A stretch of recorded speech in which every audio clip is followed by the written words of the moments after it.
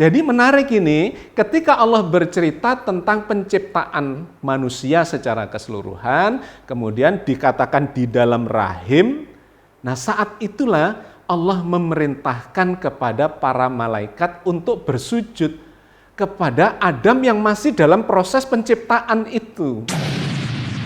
Allah akan menjadikan khalifah di muka bumi itu dari bangsa manusia. Maka merasa terancamlah bangsa jin itu yang ketokohannya atau tokohnya diwakili oleh si iblis itu. Sehingga dia membangkang.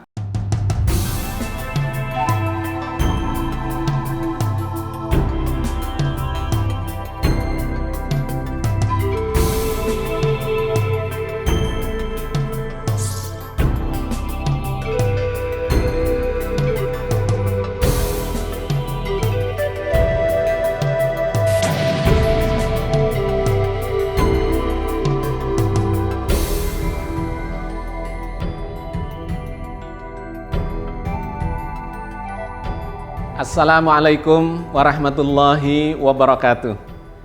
Alhamdulillahirabbil alamin. Qala wa ma khalaqnas samaa'a wal arda wa ma bainahuma la'ibin.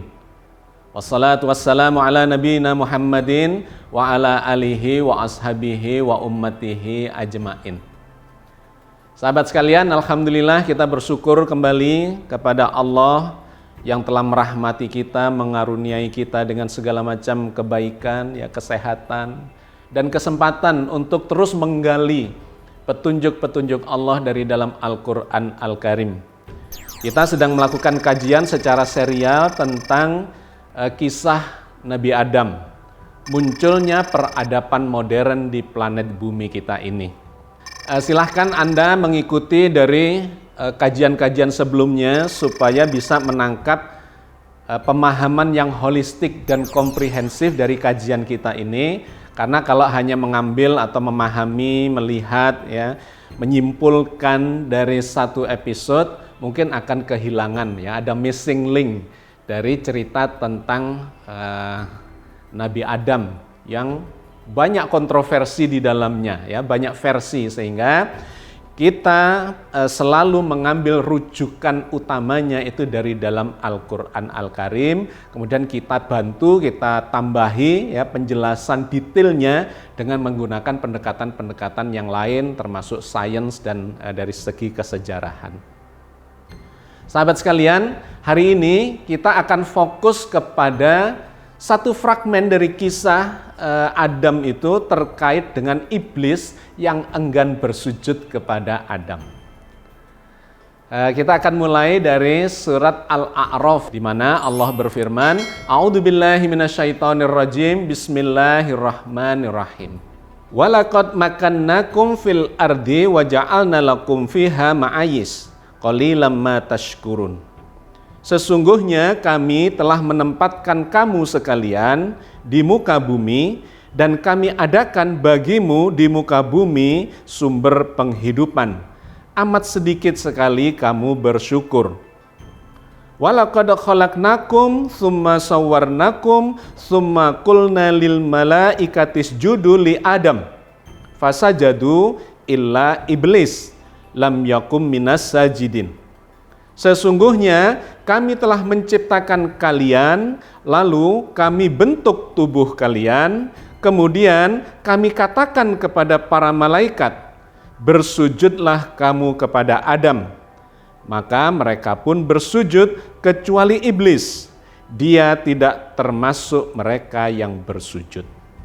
Surat Al-A'raf ayat 10 dan 11 ini sangat menarik karena memberikan gambaran, ya, background tentang suasana kapan malaikat disuruh bersujud oleh Allah kepada Adam itu.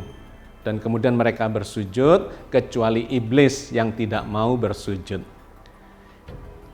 Ayat ini menceritakan bahwa Allah lah yang menciptakan kalian di muka bumi ini, menempatkan kalian. Bumi dijadikan sebagai panggung drama kehidupan, di mana di bumi itu Allah menyediakan segala macam kebutuhan untuk kehidupan manusia. Dan kita sudah pernah membahas di berbagai episode tentang bahwa di jagat raya ini sampai saat ini memang tidak ditemukan adanya kehidupan. Di antaranya persyaratan sebuah planet ya untuk bisa ditinggali oleh makhluk hidup itu ternyata tidak ada yang bisa memenuhi. Tidak ada air misalnya, atau ada air tapi dalam jumlah yang tidak cukup, atau ada atmosfer, atau bahkan tidak ada atmosfer ya. Atau atmosfernya beracun, atau juga jauh dari matahari sehingga tidak memiliki cukup energi untuk dijadikan tempat kehidupan. Nah, ayat ini menceritakan bahwa Allah menempatkan panggung drama kehidupan manusia di sebuah planet yang namanya bumi, dan kemudian Allah menyediakan segala kebutuhannya. Untuk bernafas ada ya, oksigennya dalam jumlah yang cukup. Kemudian makanan-makanannya semua disediakan oleh Allah, mulai dari tanaman sampai binatang ternak dan sebagainya untuk kebutuhan kita. Dan segala macam kebutuhan-kebutuhan untuk kehidupan sehingga terbentuk peradaban. Ya, jadi ayat ini di ayat 10-nya menceritakan bahwa planet bumi adalah panggung kehidupan.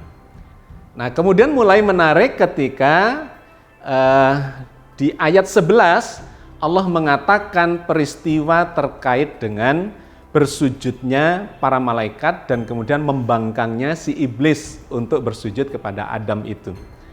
Di sana dikatakan walaqad khalaqnakum tsumma sawwarnakum tsumma qulna lil malaikati isjudu li Adam. Dan sungguh ya, walaqad khalaqnakum, dan sungguh kami Allah telah menciptakan kalian manusia, menggunakan kata jamak ya, karena bumi ini adalah panggung drama kehidupan manusia. Kemudian di situ disambung walaqad khalaqnakum, dan sungguh kami telah menciptakan kalian semuanya manusia. Tsumma sawwarnakum, kemudian kami membentuk tubuh kalian. Di mana itu terjadi? Kita sudah membahas di episode yang lalu bahwa pembentukan itu berada di dalam rahim. Yusawwirukum fil arhami kaifa yasha, begitu kata Allah dalam surat Ali Imran ayat 6. Kamilah yang membentuk tubuh kalian fil arhami kaifa yasha, sebagaimana Allah kehendaki. Jadi pembentukan manusia ini secara kolektif semuanya adalah fil arham, di dalam rahim. Maka ketika surat Al-A'raf ini bercerita tentang pembentukan itu, konotasinya ya, maknanya itu sudah dijelaskan oleh surat Ali Imran ayat 6 itu. Ya, jadi walaqad khalaqnakum tsumma sawwarnakum, kemudian kami bentuk tubuh kalian itu di dalam rahim. Nah, menariknya kemudian di kalimat berikutnya ketika Allah sudah bercerita kami bentuk tubuh kalian di dalam rahim, tsumma qulna lil malaikati isjudu li Adam.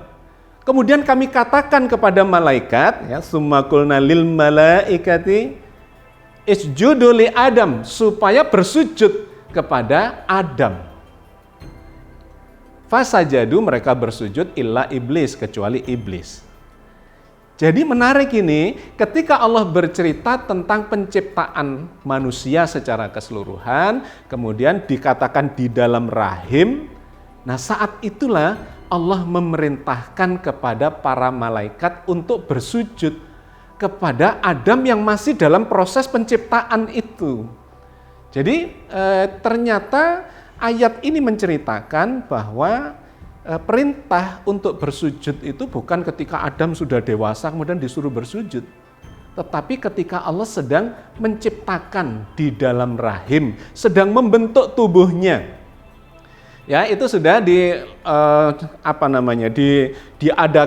dialog antara Allah dengan para malaikat dan kemudian termasuk iblis di situ. Bahkan dialog semacam itu sesungguhnya terjadi sebelum Adam diciptakan. Ya, yang sudah kita bahas di episode yang lalu, yang difirmankan Allah di dalam surat Al-Baqarah ayat 30. Wa idz qala rabbuka lil malaikati inni ja'ilun fil ardi khalifah. Ingatlah ketika Allah berkata kepada para malaikat bahwa Allah akan menjadikan ya manusia sebagai khalifah, ya si Adam itu sebagai khalifah. Sebelum Adamnya diciptakan sudah didialogkan.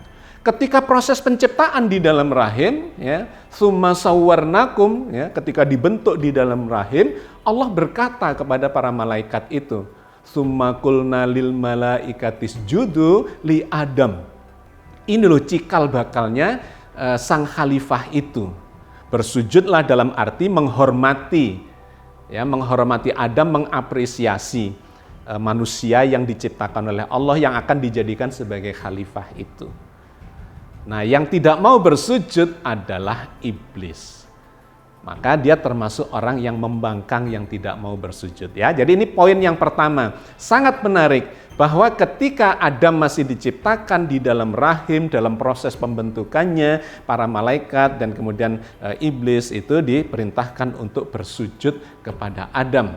Tetapi iblis yang membangkang. Sedangkan malaikat melakukan sujud itu dikarenakan memang akhirnya malaikat itu tahu bahwa keraguan malaikat terhadap Adam itu sudah terjawab, ya, seperti yang sudah kita bahas sebelumnya, bahwa Adam telah lolos dalam ujian sebagai seorang khalifah, ya, persyaratan-persyaratan kecerdasan intelektualnya maupun kecerdasan emosionalnya.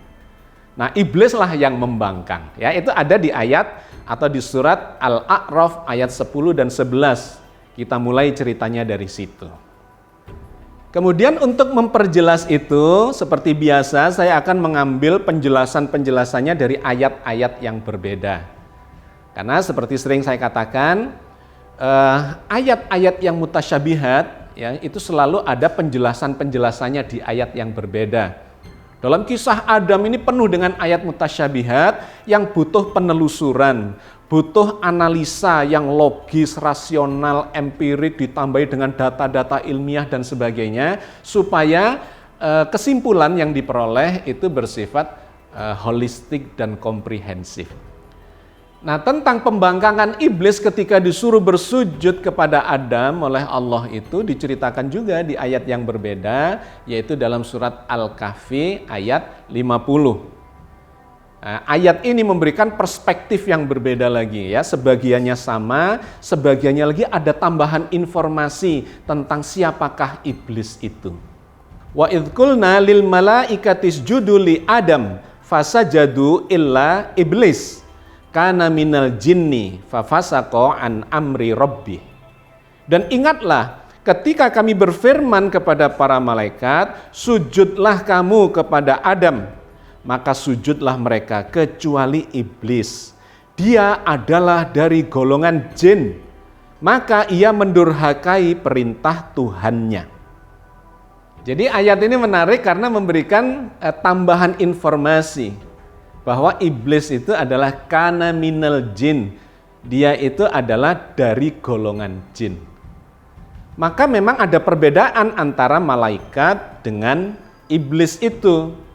Malaikat adalah makhluk yang diciptakan Allah dari cahaya, sedangkan jin itu di ayat yang berbeda nanti, ya, diceritakan Allah dibuat dari energi panas, dari panas api, ya, yang sangat panas yang tidak berasap katanya, puncak dari panasnya nyala api.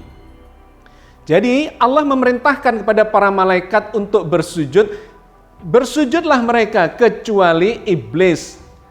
Kana minal jin, dia adalah golongan jin.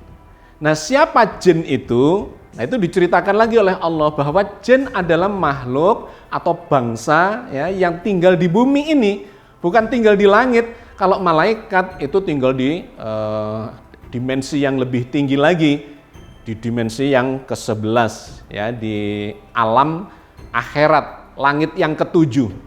Tapi kalau jin ini dimensinya lebih tinggi dari manusia, tetapi satu tingkat di atas manusia. Tinggallah para jin itu. Yang di ayat yang berbeda dikatakan mereka bisa melihat kalian dari tempat yang kalian tidak bisa melihat mereka. Ya, kapan-kapan kita bahas tentang itu. Tetapi pada kesempatan ini saya cuma ingin mengatakan bahwa iblis itu adalah golongan jin.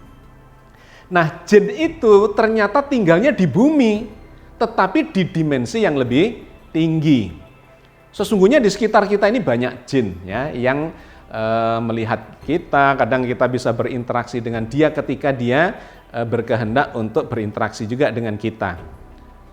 Nah, Nabi Muhammad itu kalau berdakwah melakukan syiar itu juga dirubung jin, itu diceritakan oleh Al-Qur'an sehingga sampai jadi nama surat ya, surat jin. Bahwa di sekitar beliau itu ada jin yang juga ikut mengaji. Mungkin di sekitar kita ini juga ada jin yang mengaji bersama dengan kita. Oke, sahabat sekalian, Al-Quran menceritakan iblis adalah dari golongan jin, dan jin itu diciptakan oleh Allah lebih dulu dibandingkan manusia, dibandingkan Adam. Ya, jadi dia lebih senior. Allah berfirman di dalam surat Al-Hijr ayat 27. Wal janna khalaqnahu min qablu min naris samum. Dan kami telah menciptakan jin sebelum Adam dari api yang sangat panas. Jadi ada dua informasi di dalam ayat ini. Yang pertama adalah informasi bahwa jin itu diciptakan sebelum Nabi Adam. Bahwa planet bumi ini sebelum dihuni oleh manusia dan kemudian Adam dan keturunannya itu sudah dihuni dahulu atau dihuni duluan oleh bangsa jin. Nah, iblis itu adalah nenek moyangnya bangsa jin itu. Maka penguasa yang pertama ya, planet bumi ini artinya juga menjadi khalifah di planet bumi ini sebelum Adam dan keturunannya adalah jin itu, di mana tokoh utamanya adalah si iblis. Maka kita menjadi faham kemudian kenapa iblis ini kemudian tidak bisa menerima kehadiran Adam. Karena iblis akan tergeser oleh kehadiran Adam. Sejak awal akan menciptakannya, Allah sudah menginformasikan kepada para malaikat bahwa Allah akan menjadikan khalifah di muka bumi itu dari bangsa manusia. Maka merasa terancamlah bangsa jin itu yang ketokohannya atau tokohnya diwakili oleh si iblis itu. Sehingga dia membangkang ketika malaikat bisa menerima kehadiran Adam sebagai calon khalifah, iblis mengatakan tidak bisa menerima itu. Ketika disuruh bersujud mengakui kehadiran Adam itu sebagai calon khalifah, ya, dia tidak mau, dia membangkang. Ya, jadi itu informasi yang pertama di ayat ini. Kemudian informasi keduanya dikatakan dia itu diciptakan dari minaris samum, dari panas api yang sangat tinggi. Jadi memang badannya itu berbeda. Manusia diciptakan dari saripati tanah, min sulalatin mintin, dari saripati yang berasal dari tanah, yaitu zat-zat biokimiawi, material. Ada puluhan unsur-unsur penyusun tubuh kita. Ada karbon, hidrogen, oksigen, nitrogen, ya, sulfur atau belerang, fosfor, kalsium, natrium, dan seterusnya. Ada puluhan, semuanya itu materi, ya, material. Tetapi jin ini diciptakan dari energi, minari samum, dari panas api. Nah, itu menarik ya, nanti kapan-kapan kita bahas perbandingan antara jin dengan manusia itu. Intinya adalah jin ini diciptakan dari bahan yang berbeda dan kemudian dia merasa lebih unggul dibandingkan manusia yang badannya cuma terbuat dari tanah katanya. Dia terbuat dari api. Kok saya diminggirkan gitu ya? Dan kemudian yang dipilih menjadi khalifah adalah Adam yang dibuat dari tanah. Itulah sesungguhnya ya asal usul dari cerita kenapa dia itu membangkang. Ya, merasa terpinggirkan, ini ada pendatang baru ya, junior, bahan dasarnya juga lebih rendah dibandingkan saya, kok dia yang dipilih jadi pemimpin, saya diminggirkan. Maka ketika diperintahkan bersujud dia mengatakan tidak dan kemudian membangkang perintah Allah itu. Nah, tentang pembangkangan atau argumentasi pembangkangan iblis itu kemudian disampaikan oleh iblis dalam cerita yang difirmankan Allah di surat Al-Isra ayat 61 dan 62. Wa idz qulna lil malaikati isjudu li Adam fasajadu illa iblis. Qala asjudu liman khalaqta tina.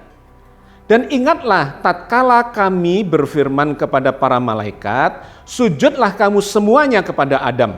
Lalu mereka bersujud kecuali iblis. Dia berkata, apakah aku akan sujud kepada orang yang engkau ciptakan dari tanah?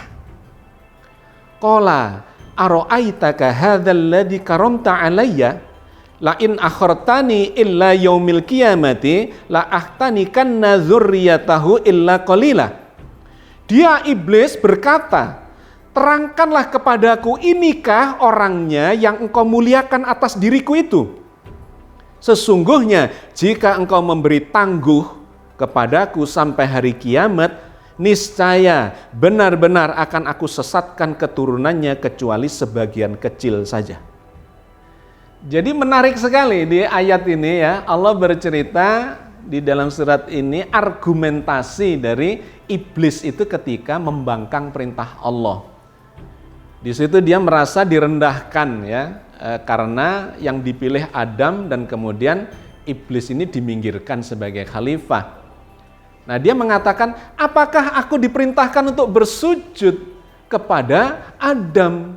Aku ini diciptakan dari api, sedangkan Adam itu diciptakan dari tanah. Mestinya ya lebih bagus saya lah begitu ya, lebih berkualitas saya lah gitu.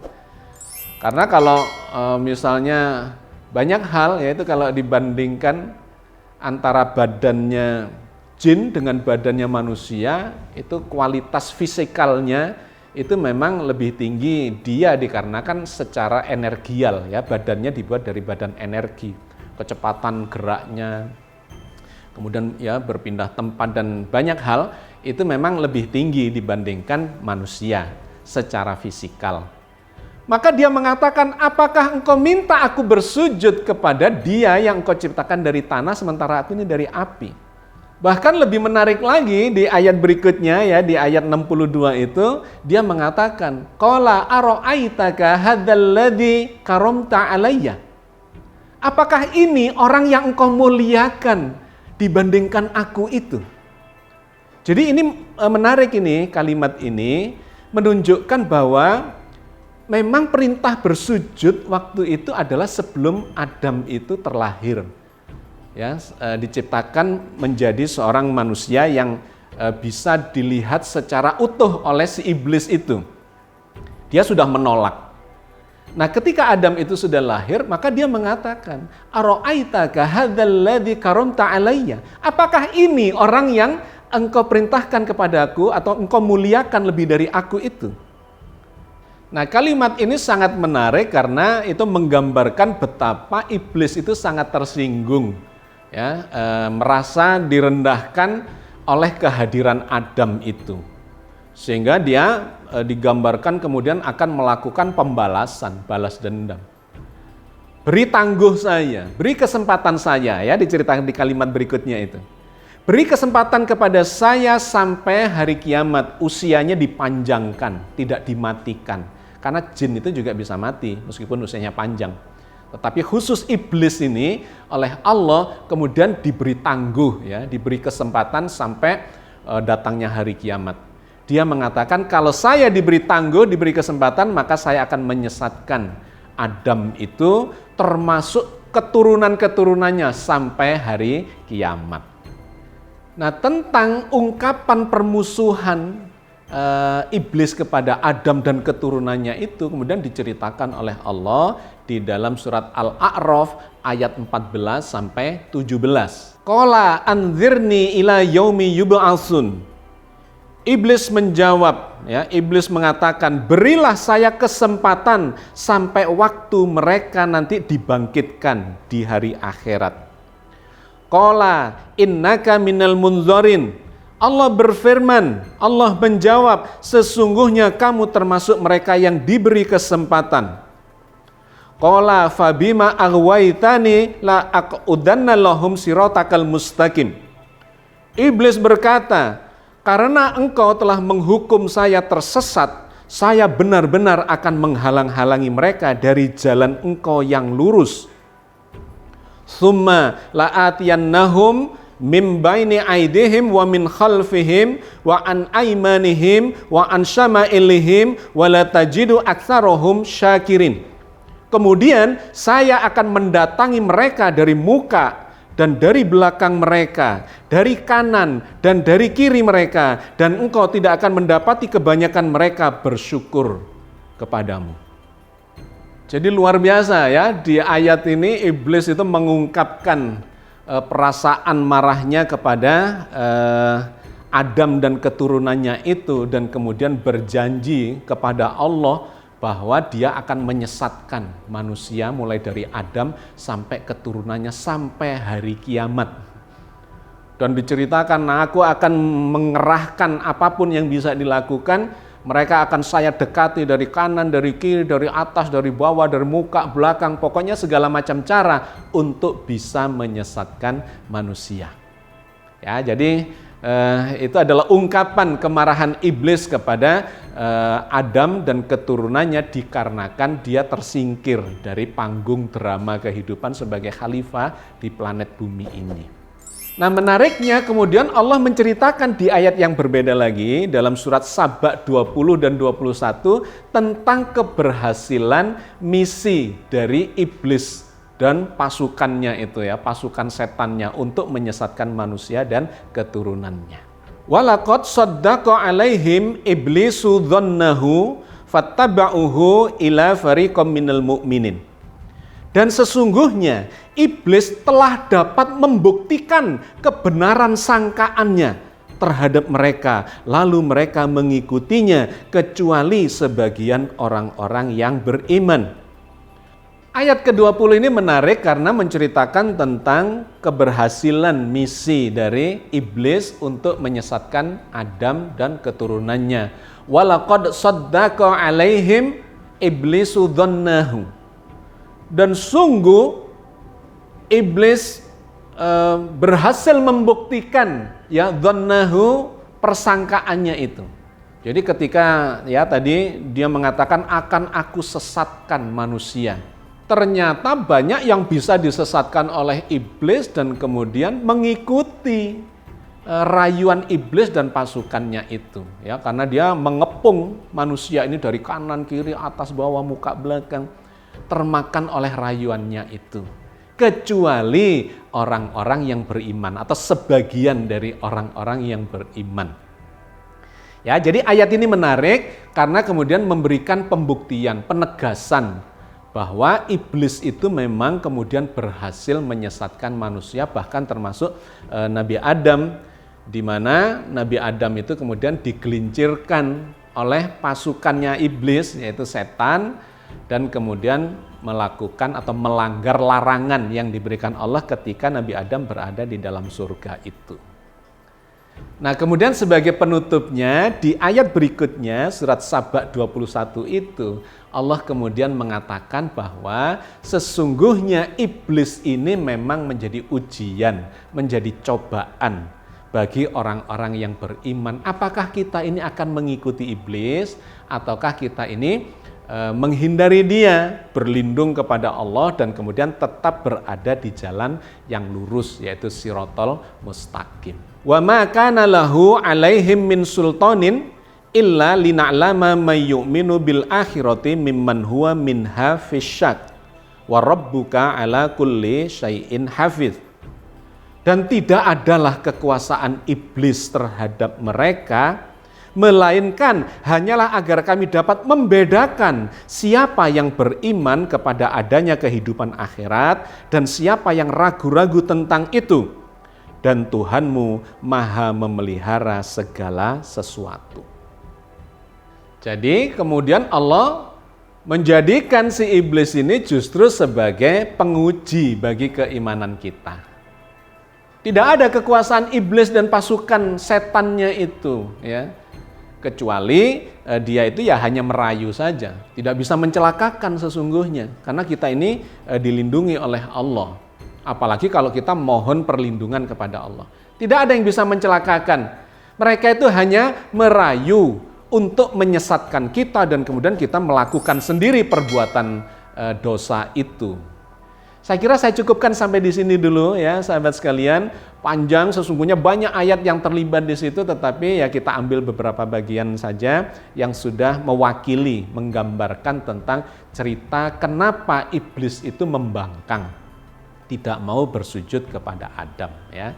Dan itu kemudian menjadi cerita yang penuh hikmah di mana kita diingatkan oleh Allah agar berlindung kepada Allah dari godaan iblis dan setan yang terus merayu kita untuk menyesatkan kita menjadi bagian dari perbuatan dosa mereka dan kelak akan diancam masuk neraka jahanam. Naudzubillahi min dzalik. Amin ya rabbal alamin. Assalamualaikum warahmatullahi wabarakatuh.